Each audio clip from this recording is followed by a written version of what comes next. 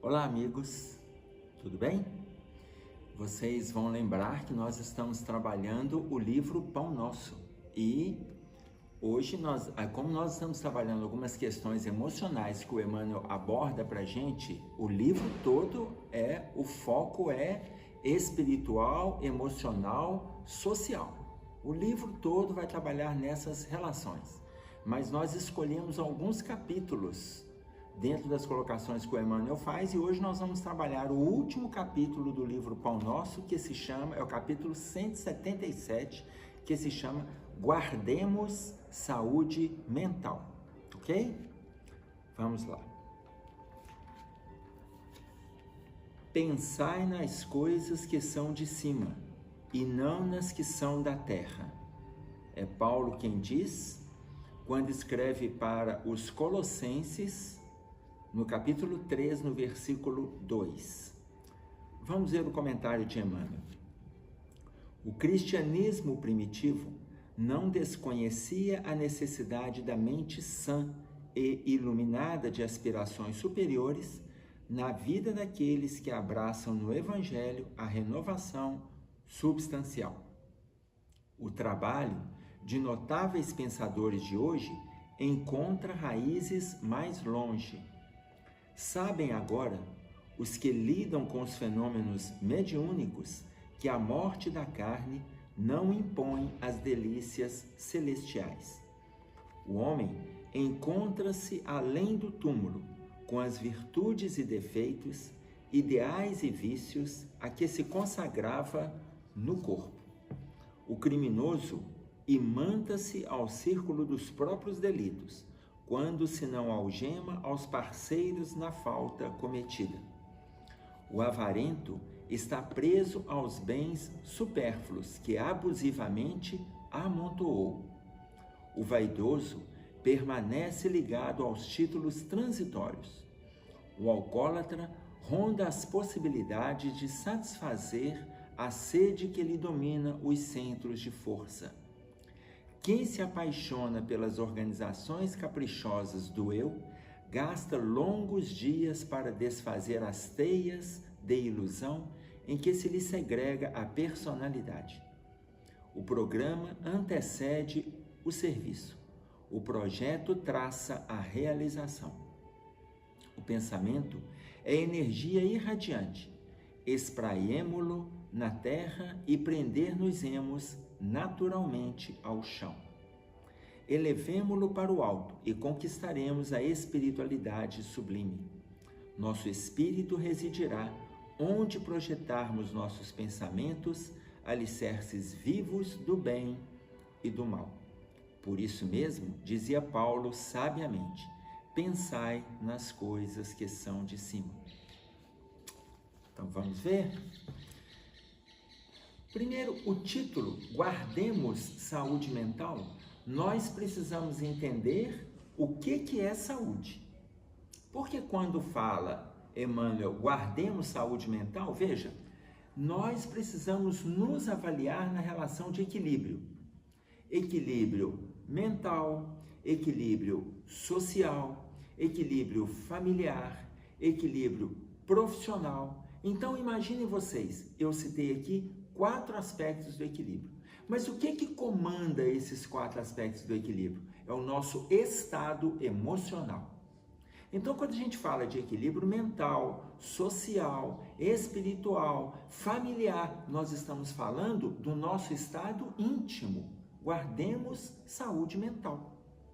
Por quê? Porque esse vai fazer uma coligação com as outras relações. Quando o nosso emocional está desequilibrado, as nossas relações, elas são danificadas. Quando o nosso emocional está doente, as nossas relações são perniciosas.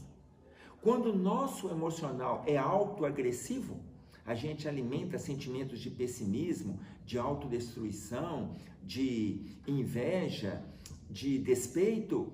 As nossas relações são relações perturbadoras. Então, guardemos saúde mental. Observemos-nos dia a dia. Do amanhecer ao anoitecer, observemos como que nós estamos reagindo diante das propostas que estão aparecendo. Veja bem, Quando Paulo coloca para nós, pensai nas coisas que são de cima e não nas que são da terra, ele não está dizendo que é para a gente abandonar as coisas da terra, não é isso não. O que ele está propondo? Equilíbrio. Ou seja, mas pensar nas coisas de cima é um equilíbrio com foco, equilíbrio com meta, equilíbrio com caminhada. Você sabe aonde você quer chegar, você sabe o que você quer conquistar. Equilíbrio com foco, não perca o foco. Não perca o foco. Ah, mas acontecem atropelos no caminho? Acontecem. Por quê? Porque são coisas da terra. Mas o que ele diz para nós? Para nós não ficarmos presos às coisas da terra. A terra não é um campo de lazer, como diz para nós Joana de Ângeles, não é uma colônia de férias. Então, é um momento, é um estágio, é uma passagem para nós conquistarmos o bem-estar espiritual. Este é pleno. Então, é a nossa busca. Pensar nas coisas que são de cima, ou seja, pensar nas coisas de Deus. É o que ele está trazendo para nós. Veja o comentário de Emmanuel. O cristianismo primitivo não desconhecia a necessidade da mente sã e iluminada de aspirações superiores na vida daqueles que abraçam o evangelho, a renovação substancial. Olha só que interessante. Quando Emmanuel fala o cristianismo primitivo, ele está falando do Cristo para cá. Mas vamos pegar um pouquinho antes.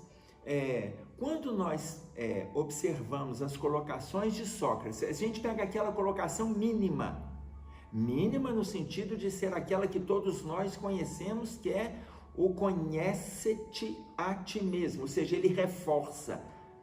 Mas ele reforça pegando a frase que ele achou pronta no templo de Delfos, na Grécia. Ele não criou essa frase. Ele achou essa frase pronta. Conhece-te a ti mesmo. Seria até uma redundância. Mas por quê? Porque reforça duas vezes você se conhecer.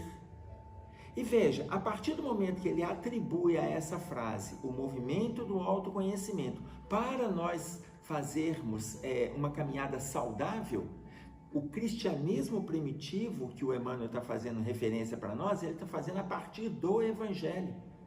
Veja, Sócrates data de 470 a 396 antes de Cristo. Aproximadamente, ele viveu aproximadamente 74 anos. Então, 470 a 396 antes de Jesus, ele já falava do autoconhecimento. O Emmanuel fala, a partir de Jesus, o cristianismo primitivo não desconhecia a necessidade da mente saudável e equilibrada, saudável e iluminada. Não desconhecia. Mas não é só a partir de Jesus. Anterior a Jesus, os filósofos vieram trabalhando dessa mesma forma e os profetas também trabalharam. O que Jesus veio fazer para nós? Ele veio clarear, ele veio ampliar o sentido das falas anteriores. Porque quem eram aqueles que fizeram as falas anteriores? Os mesmos que Jesus direcionou para começar a abrir a estrada para nós. Então, aqueles que conseguiram acompanhar de Moisés, acompanhando as obras de Moisés, entendendo os ensinamentos de Moisés, olha, esses já deram uma alavancada, utilizando o Velho Testamento como uma mola propulsora, que quando Jesus chegou, eles já estavam vivenciando as coisas do Cristo antes de conhecer o Cristo. Por quê? Porque o Cristo vivencia as coisas de Deus e Moisés veio trazer as coisas que vêm de cima. Olha a fala do Emmanuel. O trabalho de notáveis pensadores de hoje encontra raízes mais longe. Quando a gente pega teóricos, filósofos, historiadores, são estudiosos que trazem raízes de mais longe. Muitos já estão com bagagem alicerçada que não é dessa encarnação. Quando nós assistimos esse movimento de pessoas intelectualizadas fazendo movimentos positivos em torno da humanidade e para a humanidade, juntamente com o planeta, eles já estão trazendo essa bagagem secular ou milenarmente, eles já estão trazendo. É uma construção onde eles estão vindo muitas vezes como missionários. da filosofia, missionários da ciência, missionários da história, para que nós façamos revisões saudáveis no nosso estado íntimo. Não existe uma pessoa que nasça sem ter uma construção anterior e de repente ela se apruma e começa a trazer as coisas de Deus sem ela ter trabalhado isso no seu estado íntimo. Então ele fala, o trabalho de notáveis pensadores de hoje encontra raízes mais longe.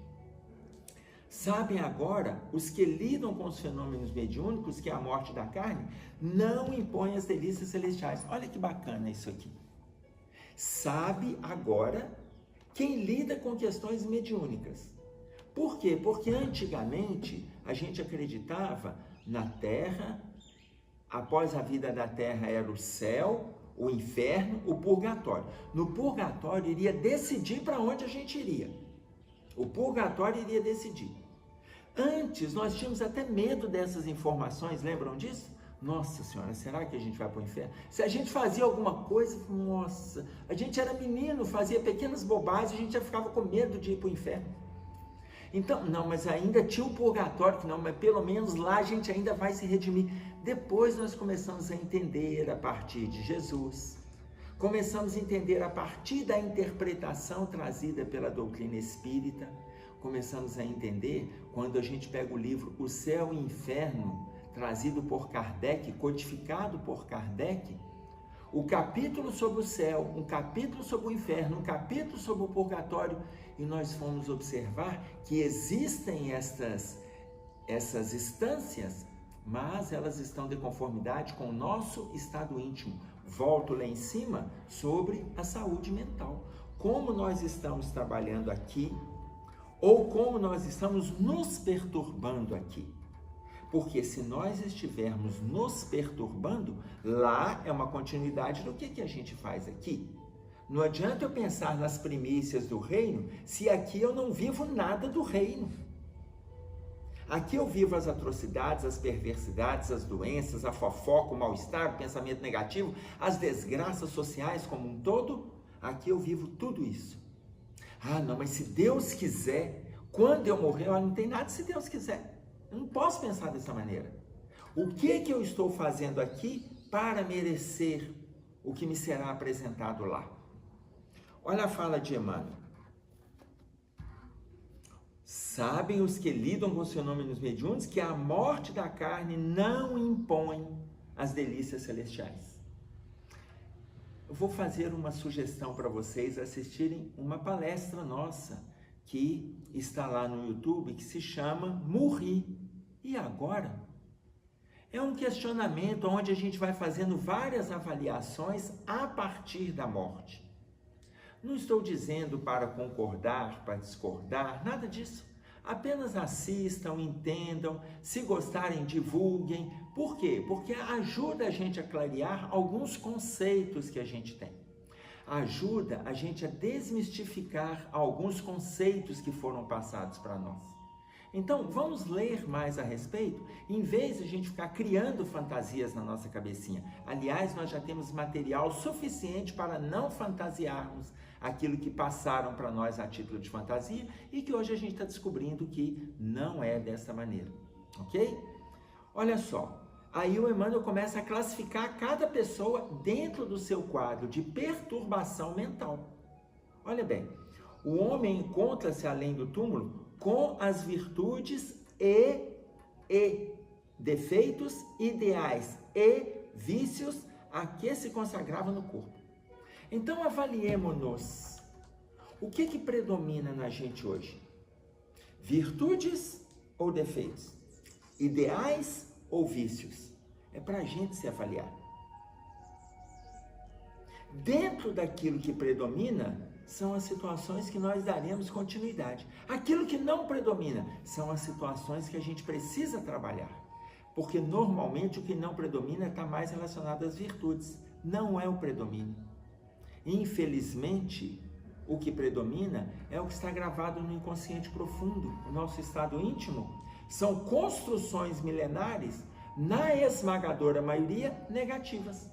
Com a consciência que estamos absorvendo hoje, com o trabalho que estamos realizando hoje, com o discernimento que estamos envolvidos hoje nos fatos do dia a dia, nas relações do dia a dia, no contato com as pessoas, nós estamos assimilando e construindo virtudes. Ou seja, por quê? Porque temos um princípio espiritual baseado no Evangelho. Princípio esse que todos nós, cada um no seu cadinho, estamos trabalhando. Agora, imagine, vou pegar uma fala do Papa João Paulo II, ele colocou para nós assim, antes dele retornar à pátria espiritual, na década de 90, ele fez a seguinte colocação, para nós avaliarmos 3 aspectos. Ele fala, primeiro, a comunidade católica, depois ele convoca o mundo para fazer essas reflexões. Isso está na sua 13ª encíclica papal. São os códigos que regem a igreja.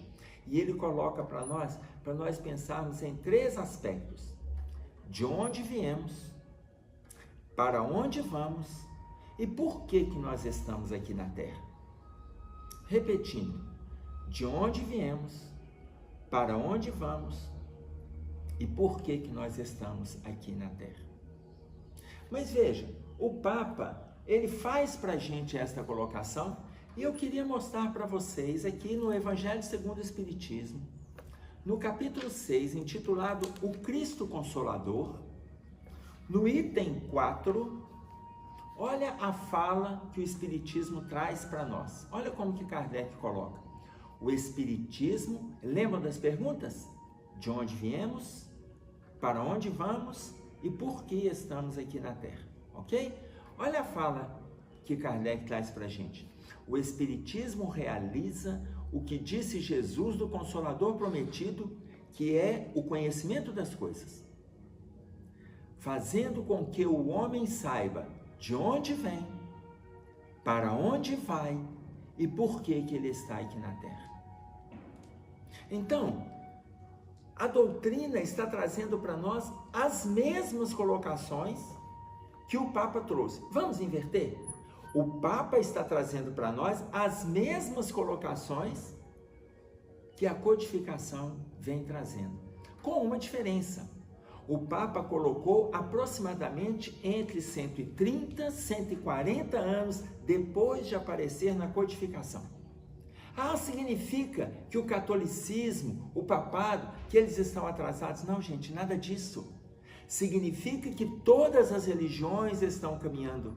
Lembram a fala de Paulo? Prossigo para o alvo. Todos estão caminhando. Então, se nós guardamos virtudes e defeitos, ideais e vícios, estamos caminhando com eles. Mas qual que é a tendência? É que a gente assuma mais as virtudes do que os defeitos, até a gente integrar virtude 100% no nosso estado íntimo e não assimilarmos mais defeitos. É que a gente assuma mais ideais do que vícios, até integrar apenas os ideais no nosso estado íntimo e abrir mão de todo e qualquer vício. E aí, Emmanuel começa a trazer o outro lado. Ele mostra o lado negativo daqueles que estão abraçando causas doentias. O criminoso imanta-se ao círculo dos próprios delitos, quando se não algema aos parceiros na falta cometida. O criminoso imanta-se ao círculo dos próprios delitos, quando se não algema aos parceiros da falta cometida. A nossa sintonia do lado de lá, se nós acabamos de colocar que está de acordo com o que nós estamos fazendo aqui, vamos pegar um exemplo. Quando ele fala do criminoso que vai se imantando, no livro Nas Fronteiras da Loucura, da psicografia de Divaldo Franco, na orientação de Manuel Filomeno de Miranda, ele descreve para nós o ambiente espiritual do carnaval no ano de 82, no Rio de Janeiro, mostrando como que a espiritualidade estava trabalhando. E Manuel Filomeno de Miranda coloca que nesses ambientes, quando começam as preparações para um ambiente carnavalesco, aonde poderão acontecer, e normalmente acontecem, diversas dificuldades de excessos, atrocidades, criminalidades, onde a pessoa dá vazão ao estado íntimo perturbador. Ao mesmo tempo, a espiritualidade faz postos de atendimento, de socorro. Em determinadas regiões, esse posto ele é por quarteirão. Então imagine vocês, para atender aquela comunidade que está ali. Então os primeiros atendimentos a espiritualidade vai fazer. E aí, o Manuel Filomeno de Miranda cita para a gente uma referência muito interessante, aonde determinados jovens, eles veem uma moça que estava vindo sozinha pela via pública e ela tinha acabado de sair de uma tarefa aonde ela foi visitar a sua avó no asilo e aí ela foi também, aproveitou para fazer contato com as outras vovozinhas que estavam ali. Leva o conforto emocional, social, parental para sua avó, mas leva também este conforto espiritual para a avó e para as outras que ali estavam. Fez o trabalho dela em pleno carnaval. Mas quando ela estava voltando, assessorada pelos orientadores espirituais, 5 jovens que estavam no carro, vendo essa jovem se deslocando sozinha por um passeio na via pública, eles programam entre eles parar o carro, cercá-la e aliciá-la, se envolver com ela. Eles querem seduzi-la. Os orientadores espirituais daquela jovem que estavam atentos foram até um quarteirão próximo, a mais ou menos 2, 3 quadras de onde aquela jovem estava, onde estava acontecendo mais movimentos carnavalescos, e ela passou por aquela área para se distanciar desse movimento, e ali viu uma rádio patrulha. Intuiu o motorista, que eu não sei se era um soldado ou um cabo, que falou para o sargento que estava do seu lado: já que aqui está tudo tranquilo, intuição do orientador espiritual da jovem, já que aqui está tudo tranquilo, poderíamos desviar um pouco o nosso itinerário e passar pelos quarteirões abaixo? O sargento também, intuído pela espiritualidade, cedeu.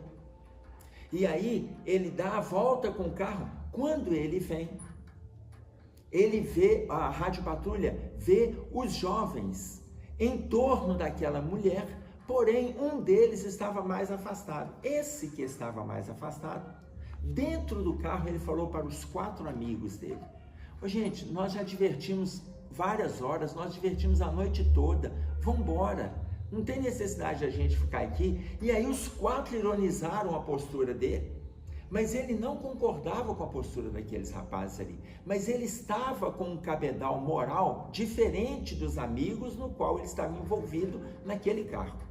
Mas ele tentou demover daqueles amigos a ideia de mexer com aquela jovem. Então, quando a rádio patrulha chegou, os 4 estavam ali, esse 5º estava próximo, mas não com o mesmo objetivo dos 4 amigos. A rádio patrulha abriu a sirene. Quando os jovens viram, entraram correndo no carro, saíram em velocidade. Os policiais vieram atrás do jovem também, daqueles jovens, numa curva. O carro bate na mureta, cai no canal do Mangue e os 5 jovens desencarnam. Isso aconteceu no ano de 82. Esses 5 jovens são resgatados no plano espiritual. Os 5 jovens são atendidos no plano espiritual. Os 5 despertam. Cada um foi atendido de conformidade com a sua sintonia. Mas este jovem que tentou demover a ideia dos outros 4, quando ele desperta, ele vê a avó. Ao ver a avó, ele fala: vovó, mas você não morreu? Foi, meu filho, eu morri. Aí ele toma um susto, porque se ele estava vendo a avó, ele entendeu o que estava acontecendo, e imediatamente ele pergunta pelos amigos. E aí ela fala: meu filho, os seus amigos, embora fossem eles os seus amigos da carne, vocês caminham numa sintonia espiritual diferente. Eles também foram socorridos após a morte como você. Entretanto, como vocês abraçam uma sintonia diferente, eles, após retomarem a lucidez, foram atraídos para as situações no qual eles criaram envolvimento no plano físico. e você está aqui conosco, sendo atendido, e depois você vai ser direcionado também para as sintonias de escola, aprendizado e refazimento do seu estado íntimo. Então imaginem vocês, voltando à fala de Emmanuel, o criminoso imanta-se ao círculo dos próprios delitos. É atendido? É atendido. Mas após o atendimento inicial, após o conforto dos espíritos, aonde muitas vezes eles nem percebem que foram atendidos, eles já se ligam à sintonia que eles criaram aqui na Terra. Porque inicialmente a gente fica pensando assim, será que eles ficam desguarnecidos? Gente, ninguém fica desguarnecido. A misericórdia divina, ela é muito grande, nós não entendemos a extensão, ninguém fica desguarnecido. Entretanto, só serão atendidos de forma plena, efetiva, duradoura, aqueles que assumem a sintonia do bem-estar aqui na Terra. Outros assumem a sintonia da perturbação, têm o atendimento inicial, e depois eles voltam para o equilíbrio deles, ou seja, para o desequilíbrio deles. Aí Emmanuel continua, o avarento está preso aos bens supérfluos que abusivamente amontoou. O avarento está preso aos bens supérfluos que abusivamente amontoou. Veja, quando ele fala, mas será que a pessoa não pode buscar o bem-estar? Ele está falando do avarento. Vamos ver aqui o que diz para nós a pergunta 719, se não me engano.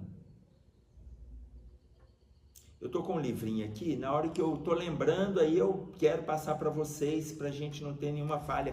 Olha só como que o Livro dos Espíritos traz.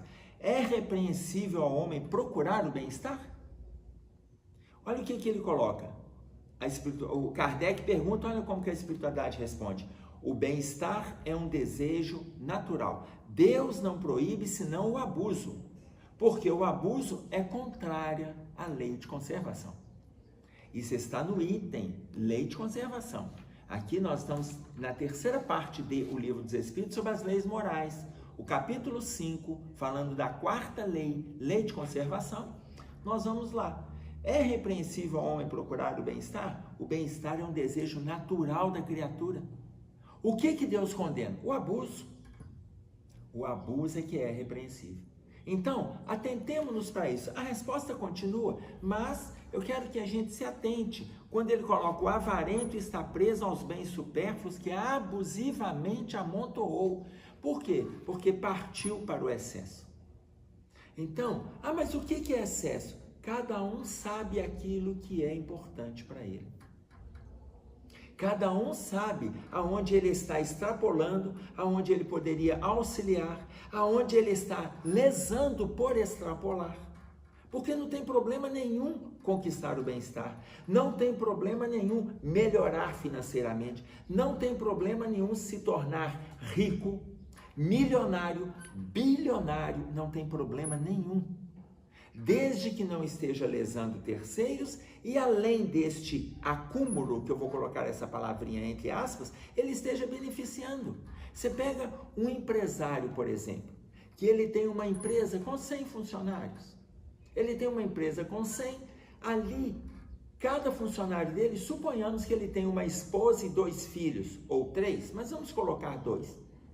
Se ele tem uma esposa ou um marido e 2 filhos, aquele funcionário é beneficiado pelo emprego, pelo salário, pelo plano de saúde, pela cesta básica, pelo plano odontológico, ele, mais a esposa, mais 2 filhos, por exemplo. Então, para aquela empresa que tem 100 funcionários, 400 são beneficiados. A empresa que tem 1.000, 4.000 são beneficiados. A empresa que tem 10.000, 40.000 pessoas são beneficiadas. Então veja, Deus não está condenando a riqueza, não está condenando o bem-estar financeiro, desde que ele esteja empregado. Então, imaginem vocês que nós precisamos nos atentar que não é para o bem-estar financeiro, o bem-estar material. o bem-estar na terra. Não, não é nada disso. Deus não está contra. Deus não é contra. É repreensível a conquista do bem-estar onde a gente lesa pessoas. E aí Emmanuel diz assim, o vaidoso permanece ligado aos títulos transitórios. Quando ele faz referência ao vaidoso que permanece ligado aos títulos transitórios, neste mesmo livro que eu fiz referência agora há pouco, Nas Fronteiras da Loucura, Manuel Filomeno de Miranda visita com o Dr. Bezerra de Menezes os salões dos clubes cariocas, aonde aparecem as pessoas que ali estão envolvidas com as fantasias.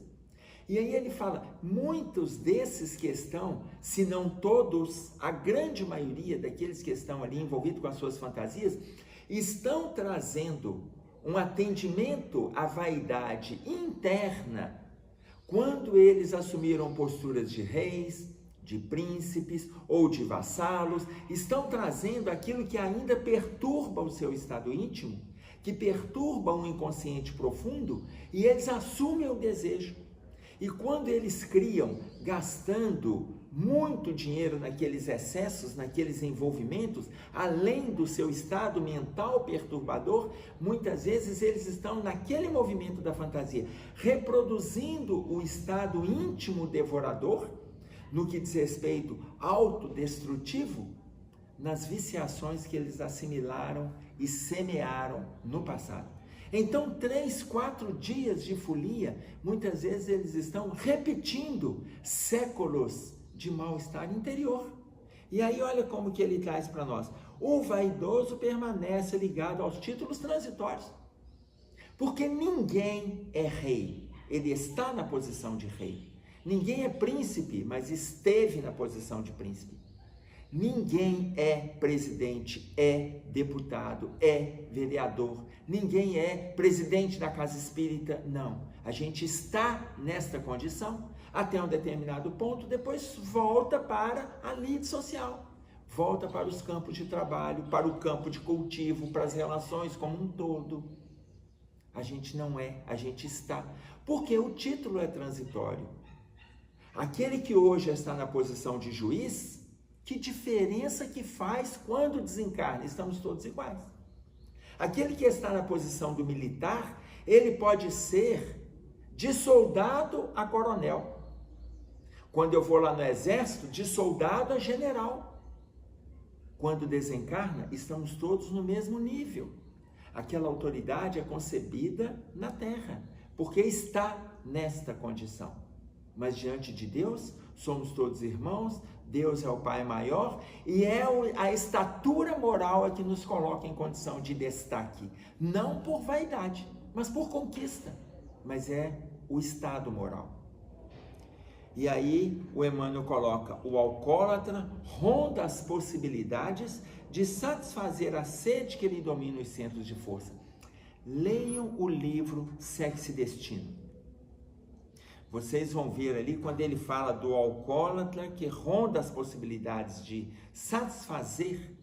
Quando desencarna viciado com o álcool, ele começa a se vincular a determinados encarnados que também estão presos no álcool, com o objetivo de atender os seus desejos. Então, quando a pessoa vinculada ao álcool, o encarnado, vai beber água, isso aqui é água, viu gente?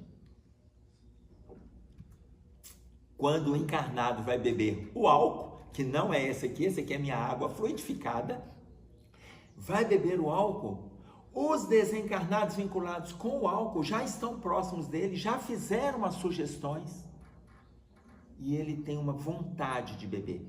Quem tiver a chance de ler o livro Sexo e Destino, vai ver esse processo em detalhes, quando desencarnados influenciam Gilberto, que tem um vínculo com o álcool. Ele não excede, mas ele não deixa de beber. E aí os desencarnados chegam com a boca junto do encarnado no copo de álcool. E aí muitas vezes a pessoa bebe uma, bebe duas, e a gente ainda olha e fala assim, mas fulano nem bebe, mas é interessante, né? Ele não cai, ele não sai tonto. Não, mas quantos estão bebendo ali junto com ele? Ah, mas um pouquinho só pode. Gente, o álcool é prejudicial sob qualquer circunstância. Não existe um pouquinho só pode. enquanto a gente puder evitar, a gente evita. Mas por que eu coloco em relação ao álcool? É muito mais fácil ficar livre do álcool, do cigarro, da maconha, da droga em si. É muito mais fácil ficar livre desses vícios físicos do que a gente se livrar do ciúme, da inveja, da fofoca, principalmente do pensamento negativo. Então, vamos tentar ficar livre das questões da terra para facilitar a nossa caminhada nas questões espirituais. Então, se qualquer dosagem, no movimento espírita, às vezes a gente vê a pessoa se envolvendo com álcool e fala, não, mas é só nessa época, é só no aniversáriozinho, é só... Gente, mas para quê? Qual é a necessidade? Depois da gente ler, a maioria das pessoas já leram o livro Nosso Lar. O livro mais lido dentro do movimento espírita é Nosso Lar. No capítulo 4, o médico Henrique de Luna, conversando com André Luiz, ele fala sobre o beber socialmente. André Luiz tenta justificar ali, porque é igualzinho a gente faz aqui. Para que justificar? Mas, meu filho, você foi médico na Terra. Isso traz prejuízos para a organização fisiológica e vai mostrando outros movimentos que o André Luiz fez, associado à cólera, associado ao álcool, associado à sífilis, doença venérea que ele adquiriu na adolescência. Ele assume um tumor na parede intestinal, associado ao mal-estar que ele trazia no seu estado íntimo. Então imagina, o médico Henrique de Luna está explicando, a gente lê o livro, aí depois a gente fala, mas só um pouquinho tá bom. E a gente faz assim com outros desvalores, eu estou citando o exemplo do álcool, mas associando alguns desvalores morais aí. E aí o Emmanuel continua para nós dizendo assim, quem se apaixona pelas organizações caprichosas do eu, ou seja, nesse exemplo que eu estava dando do André Luiz, no capítulo 4, no livro Nosso Lar, quem se apaixona pelas organizações caprichosas do eu, preocupado em atender os próprios desejos, as próprias demandas, gasta longos dias para desfazer as teias de ilusão em que se lhe segrega a personalidade, aonde ele se adoece, aonde ele permite o autoadoecimento. Então, ele destrói e fica longos dias para desfazer as teias da ilusão, porque pensa nele, apenas ele. Bom, e aí o Emmanuel coloca para a gente no penúltimo parágrafo, o pensamento é energia irradiante, espraiemo-lo na terra e prender-nos-emos naturalmente ao chão. Então, repetindo, o pensamento é energia irradiante, espraiemo-lo na terra e prender-nos-emos naturalmente ao chão. Então vamos fazer o que a gente puder ligado ao pensamento positivo, porque nós temos dois tipos de pensamentos, positivo e negativo, conforme descreve para nós Martins Peralva no livro Estudando a Mediunidade, no capítulo 31, ele é intitulado Comunhão Mental, ele fala de dois tipos de pensamentos, pensamento positivo e pensamento negativo.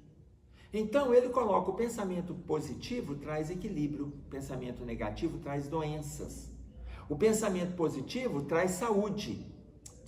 O pensamento positivo traz equilíbrio. O pensamento negativo traz desequilíbrio. O pensamento positivo traz saúde, o pensamento negativo traz doença. Pensamento positivo traz a vida, pensamento negativo traz a morte. Então, o que ele está dizendo para nós neste momento? Todos nós temos dois tipos de pensamentos. Veja, Emmanuel está colocando, guardemos saúde mental. Todos nós temos dois tipos de pensamentos. Se eu tenho, só para a gente registrar, se a gente tem pensamento positivo, do lado de cá, pensamento negativo,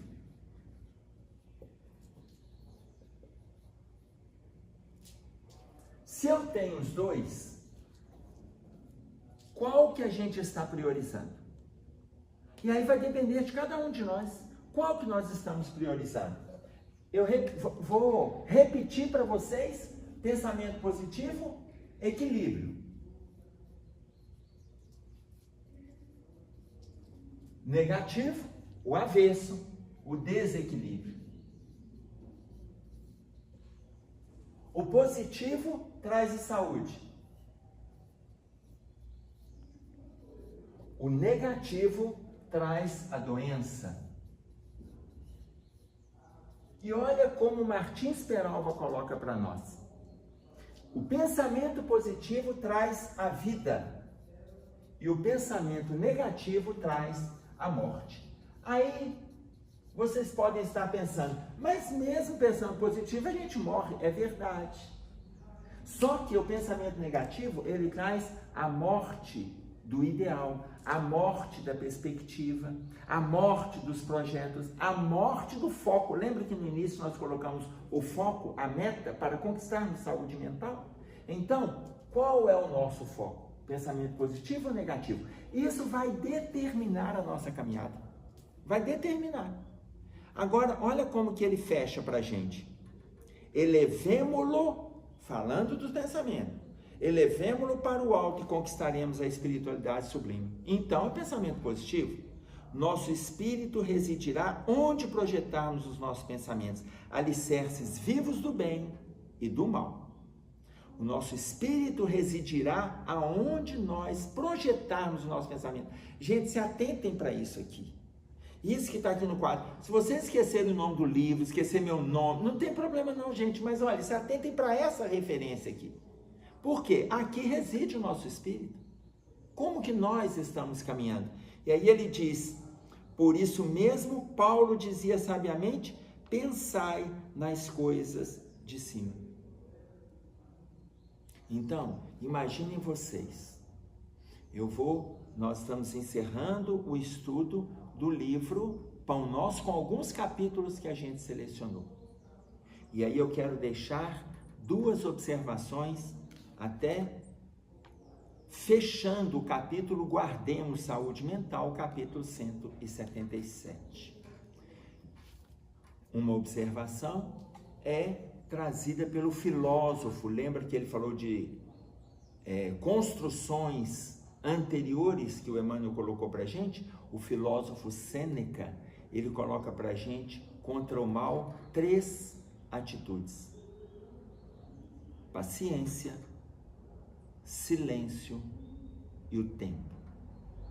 Contra o mal, 3 atitudes: paciência, silêncio e o tempo. Entendamos essas colocações do filósofo Sêneca, que viveu aproximadamente 68 anos, que ele nasceu em Córdoba, na Espanha, mas ele é considerado um filósofo romano, pelo tempo que ele viveu em Roma. Então, ele nasceu por volta do ano 4 antes de Jesus e foi até o ano 64 depois de Jesus. Então, imagine vocês, a primeira ideia é essa. A segunda, em cima de tudo que a gente estudou, gostaria que ficassem para as nossas reflexões. Nós podemos notar que o Espiritismo, ele ilumina a nossa mente, tirando a gente do inconsciente profundo. A palavra não é tirar, ele liberta dos dramas do inconsciente profundo. O Espiritismo liberta a nossa mente dos dramas perturbadores do inconsciente profundo. Mas só o Evangelho vai ensinar a gente a usar essa liberdade. O Espiritismo liberta, mas o Evangelho ensina a usar essa liberdade. É isso aí que tínhamos para trazer. Um abraço e até breve.